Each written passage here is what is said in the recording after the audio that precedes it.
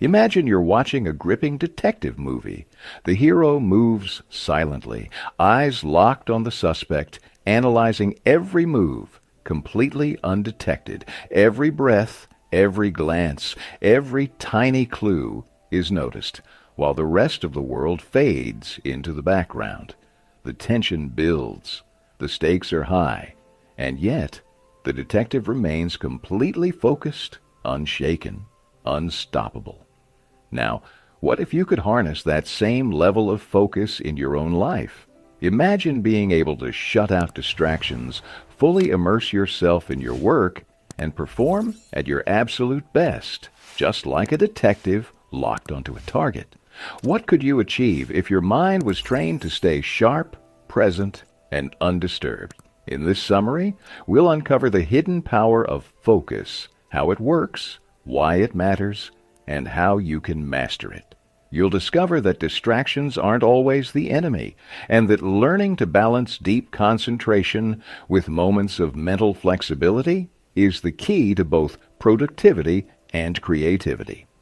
By the end, you'll realize that mastering your attention isn't just a skill, it's a superpower, one that can transform the way you work, think, and succeed.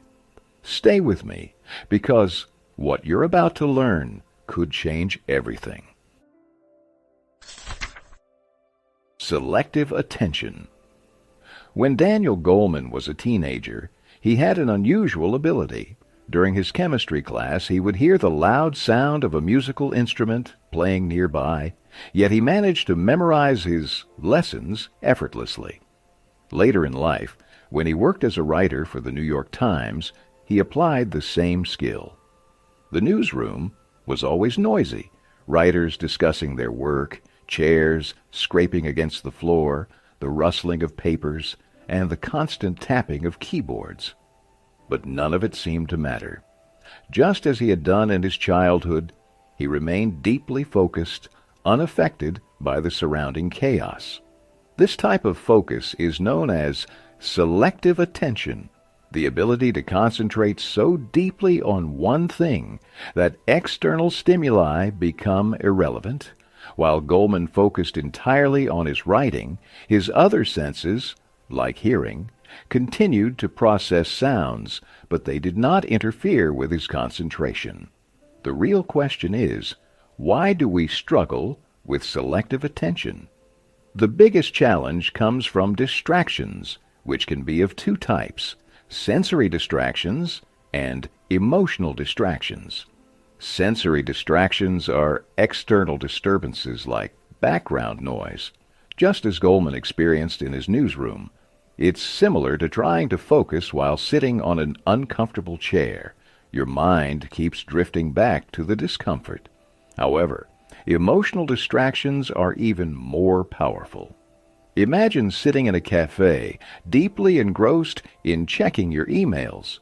The hum of the coffee machine, the soft background music, none of it bothers you. But the moment you hear someone mention your name, your attention snaps away from your screen. Your brain instantly becomes alert, curious to know what is being said about you. This is how emotional distractions work. They trigger a deep response, pulling your focus away from your task. The more distracted you are, the worse your performance becomes. Studies have shown that athletes who experience high levels of anxiety and emotional distraction tend to perform poorly in competitions. Their focus is hijacked by nervousness rather than the task at hand. But why is selective attention so important? Beyond helping you complete a task, it serves other essential purposes.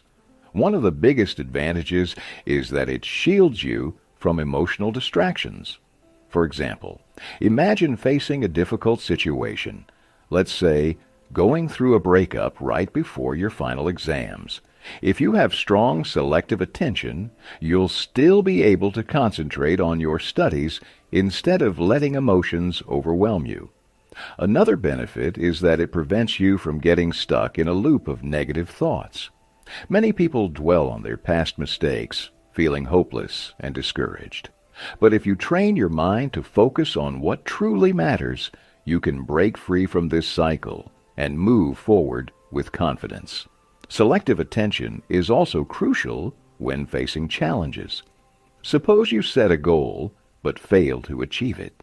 If your focus is strong, you won't see failure as the end of the road, but as an opportunity to learn and grow. Instead of giving up, you'll treat setbacks as stepping stones towards success. Ultimately, developing selective attention allows you to immerse yourself in meaningful tasks. Just as a person loses track of time while reading a gripping book, you can experience deep engagement in your work, leading to higher productivity and greater satisfaction. By mastering focus, you gain the power to navigate distractions, overcome obstacles, and create a more fulfilling life. The value of a wandering mind. We've already explored the benefits of focused attention, but what about a mind that constantly wanders? Surprisingly, some of the most brilliant ideas emerge from unexpected, seemingly random thoughts. Understanding how a wandering mind works isn't easy. You can't simply instruct yourself to daydream or allow your thoughts to drift. It's a natural process that happens on its own. But does that mean an unfocused mind is a bad thing? Absolutely not. In fact, it often unlocks creativity in ways that structured thinking cannot. Artists, writers, and creative thinkers often let their minds roam freely while working. They don't force ideas into rigid structures. Instead, they allow inspiration to flow without restrictions. Creativity flourishes when there are no limitations, no predefined rules, only freedom of thought. A wandering mind is not just a tool for artistic expression, it also helps with deeper reflection. When you let your thoughts drift, you might find yourself contemplating the future, analyzing life decisions, or gaining new insights about yourself. Many successful people, like Salesforce CEO Mark Benioff, recognize this power. Benioff deliberately takes time off, traveling to Hawaii once a month, just to let his mind relax. When he returns, he's often filled with fresh ideas and new perspectives. While focused attention is undeniably valuable, the power of a wandering mind shouldn't be overlooked. History is filled with examples of how moments of mental drift have led to breakthroughs. In one experiment, researchers divided volunteers into two groups. The first group was instructed to concentrate entirely on a task, maintaining strict focus, while the second group was given no such restrictions. The task involved learning new activities, something they had never done before. The results were fascinating. The second group, those whose minds were free to wander, performed 40% better than the focused group. They not only adapted to the activities more quickly, but also approached them with greater originality and creativity. Instead of merely following instructions, they thought outside the box, offering innovative solutions. This experiment proves that allowing your mind to wander isn't a sign of distraction or inefficiency. On the contrary, it's a gateway to fresh perspectives, problem-solving, and groundbreaking ideas. A balance between deep focus and mental flexibility can lead to the best results, both in productivity and creativity. Finding balance. Both focused attention and a wandering mind have their own advantages. While focus helps you stay on track to achieve your goals, letting your mind drift freely can unlock creativity and fresh insights. However, too much of either can be counterproductive. Excessive focus can be exhausting, and an overly wandering mind can sometimes lead to self-doubt. From a psychological perspective, a constantly drifting mind tends to return to one thing: yourself. Whether you're daydreaming about the future or replaying past events, your mind often circles back to self-reflection. While this isn't necessarily bad, it can sometimes trigger anxiety and negative thinking. People who frequently let their minds wander often dwell on past mistakes, feeling as though they haven't achieved enough. This cycle of self-criticism can lower self-esteem and create unnecessary stress. One effective way to prevent this is through meditation. To understand its benefits, consider the story of a lawyer and a handful of raisins. This lawyer was a workaholic, constantly occupied with deadlines and responsibilities. He rarely took a break, and his entire focus was on work. Seeing this, his boss forced him to take a vacation. During his time off, he met a woman who introduced him to meditation. She explained how it had transformed her life, but the lawyer dismissed it as unimportant. Instead of arguing, the woman gave him a simple task. She handed him a few raisins and asked him to eat them one at a time, very slowly. She instructed him to focus entirely on the flavor, texture, and experience of eating the raisins, savoring every bite. The lawyer followed her instructions, and to his surprise, his mind became completely absorbed in the process. For the first time in years, he wasn't thinking about work, stress, or deadlines. He was simply present in the moment, enjoying the taste of each raisin. It was a rare and deeply calming experience for him. This is the essence of meditation, a practice that quiets the mind, brings relaxation, and restores energy. It helps control mental distractions and prevents negative thought loops from taking over. But what about the other extreme? If meditation helps in calming a restless mind, how do you deal with too much focus? Being hyper-focused for long periods can be mentally and physically draining. Imagine trying to solve a complex math problem for hours without success. No matter how hard you try, the answer remains elusive. What should you do? The solution is simple. Take a break. When you reach a mental block, forcing yourself to concentrate even harder is often counterproductive. Instead, step away from the task. Stretch your arms, look out the window, or step outside for fresh air. Observe the world around you, the movement of people, the sounds of birds chirping, the aroma of food from the kitchen. This simple exercise shifts your brain from intense focus to a more relaxed, wandering state. And often, when you return to your problem after a short break, you'll find new solutions with a fresh perspective. The key is balance. Too much focus can lead to burnout, while too much mind wandering can result in distraction. By learning when to concentrate and when to let go, you can optimize your productivity, creativity, and overall well-being. The inner compass. Focus isn't just about your ability to pay attention. It also plays a crucial role in giving your life direction. It helps you navigate challenges, make tough decisions, and stay true to what truly matters to you. Take the story of George, for example. He was never an outstanding student. In fact, he barely managed to pass high school, struggling to stay interested in class. But there was one thing that captivated him: filmmaking.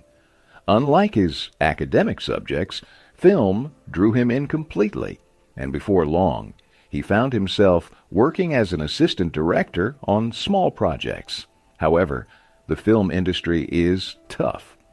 Many movies don't achieve the success their creators hope for, and original ideas often get altered beyond recognition. George faced the same struggles. He worked on small-scale films, but they either didn't gain much popularity or failed to turn a profit. Time and again, producers and studios modified his original ideas, reshaping them into something different from what he had envisioned. For George, filmmaking wasn't just about money or fame. It was about creativity and artistic integrity. So when a major Hollywood studio offered him a deal for his latest film, he refused. The contract stated that the studio would have the right to modify his work as they saw fit, something he was unwilling to accept.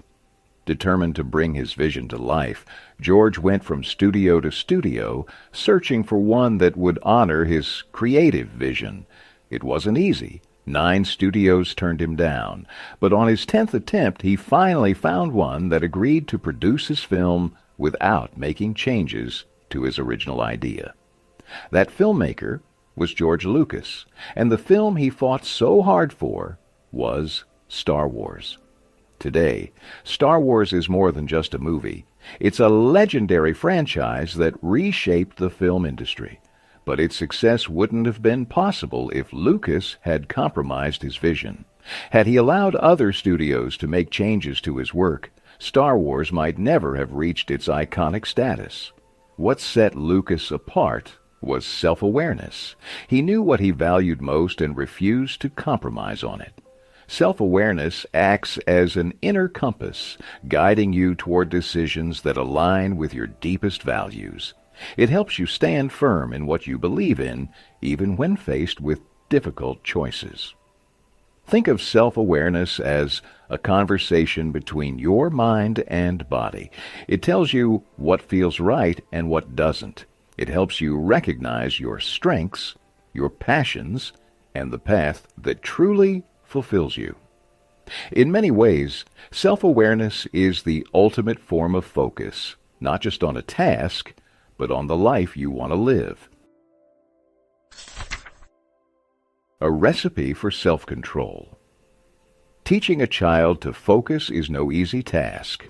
Their attention naturally drifts toward food, cartoons, and sweets. However, there are certain tricks that adults can learn from children. Take Daniel Goleman's approach, for instance.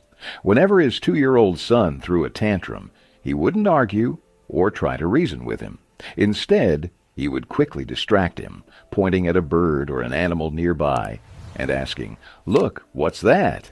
This simple technique redirected the child's focus and diffused the situation. This is how focus helps regulate emotions. By shifting attention, you can manage feelings like anger, stress, anxiety, or sadness. This ability is known as self-control. Think about it. When you agree to finish your dinner before eating dessert, you're exercising self-control. As we grow older, our self-control strengthens. We learn to delay gratification in different areas of life. For example, skipping a weekend party to prepare for an important exam, or cooking at home instead of ordering takeout to save money. These small decisions reflect our ability to resist short-term temptations for long-term benefits. Self-control is a key component of self-awareness, which, as we've seen before, means knowing what you value most in life. Once again, let's look at George Lucas. His deep commitment to creativity and integrity shaped his decisions. Many filmmakers, especially at the start of their careers, are eager to sell their films to any producer willing to invest. But Lucas wasn't like that. Even when uncertain and struggling, his self-awareness and self-control helped him make tough choices that ultimately led to his success. Another essential aspect of self-awareness is willpower, the ability to persist despite challenges. And like self-control, willpower is something we can train from a young age. A fascinating study from the 1960s sheds light on this. Researchers focused on children who had been neglected in early childhood. The goal of the study was to boost their IQ by providing them with special care and attention. Although their IQ levels didn't improve significantly, the researchers noticed something else. As these children grew up, they were less likely to drop out of school, engage in crime, or experience teenage pregnancy. Many of them went on to secure stable jobs. Their intelligence remained average, but the care and attention they received transformed their lives. Another famous experiment that demonstrates willpower is the marshmallow test, conducted by psychologist Walter Mischel at Stanford University. In this experiment, 4-year-old children were seated at a table with a marshmallow placed in front of them. They were given 2 options. They could either eat the marshmallow immediately or wait until the researcher returned, in which case they would receive 2 marshmallows as a reward. The challenge? The children were left alone in an empty room with no distractions. The results varied. Some children couldn't resist and ate the marshmallow right away. Others tried to wait, but eventually gave in. However, a few managed to resist temptation until the researcher returned. What set these children apart? They used distraction techniques to divert their focus away from the marshmallow. Some sang songs, others tapped their feet, some closed their eyes or looked away, and a few even engaged in small movements or dances to keep themselves occupied. This experiment proved that focus plays a crucial role in strengthening willpower. The children who succeeded in waiting weren't just naturally disciplined, they actively redirected their attention to resist temptation. Surprisingly, taking breaks and occasionally unfocusing can actually help build stronger willpower. This may sound counterintuitive, but stepping away from a goal at times makes it easier to sustain effort in the long run. For example, imagine you're working toward a fitness goal, building a muscular and healthy body. If you overtrain without allowing your body to rest, you'll experience burnout, fatigue, or even injury. The key to long-term success isn't relentless focus, but knowing when to step back and recover. This is precisely how willpower works. It doesn't demand constant intensity, but rather sustained effort with periods of rest. Learning to shift between focus and relaxation allows you to stay committed without feeling overwhelmed. It's not about pushing yourself endlessly. It's about knowing how to pace yourself for lasting success. The myth of 10,000 hours. Have you ever heard of the Iditarod? It's an incredibly tough sled dog race held in the freezing wilderness of Alaska. The race lasts over a week, pushing competitors through extreme weather conditions, unpredictable snowstorms, and brutal terrain. To survive, racers must be well prepared, carrying essential supplies, food, and first aid kits to tend to their dogs if needed. One of the most legendary sled racers in Iditarod history was Susan Butcher. Unlike most competitors who typically followed a routine of racing for 12 hours and resting for 12 hours, Susan had a different approach. She and her dogs would race for 6 hours and then rest for 6 hours. This method gave her a huge advantage. Her dogs had more recovery time, preventing exhaustion, and she herself avoided burnout. This wasn't just a routine, it was a strategy, one that she perfected over years. Thanks to her smart approach, Susan became one of the greatest sled racers of all time. Now, if you've read books on skill mastery, you've probably come across the famous 10,000-hour rule, the idea that to become an expert in any field, you must practice for at least 10,000 hours. According to this rule, simply repeating a task over and over again will make you a master at it. But is that really true? Imagine practicing shooting for 10,000 hours, but with poor technique. Would you become a great shooter? Number. In fact, you'd only reinforce bad habits and waste thousands of hours doing it wrong. Instead of blindly following the 10,000-hour rule, a better approach is smart practice. This means continuously adjusting your techniques to improve performance.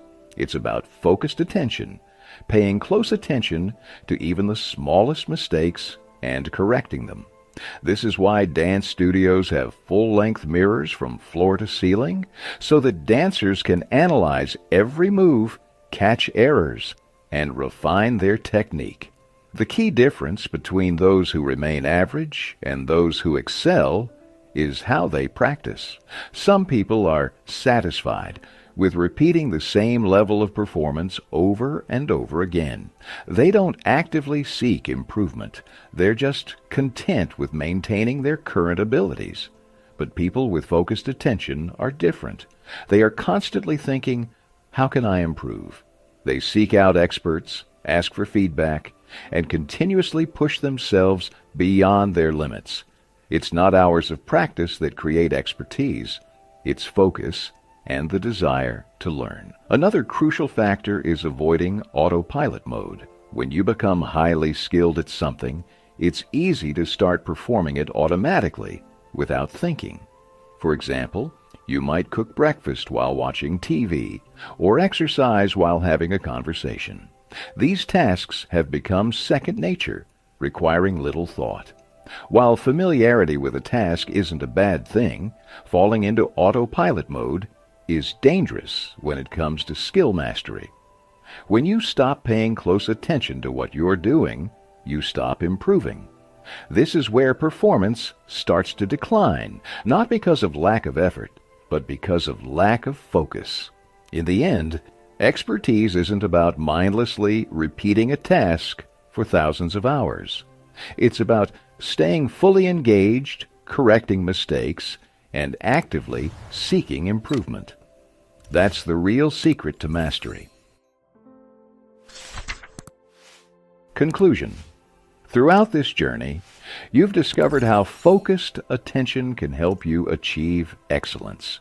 It allows you to concentrate on a specific task, blocking out distractions, and sharpening your ability to stay engaged. At the same time, you've also learned that a distracted mind isn't always a bad thing.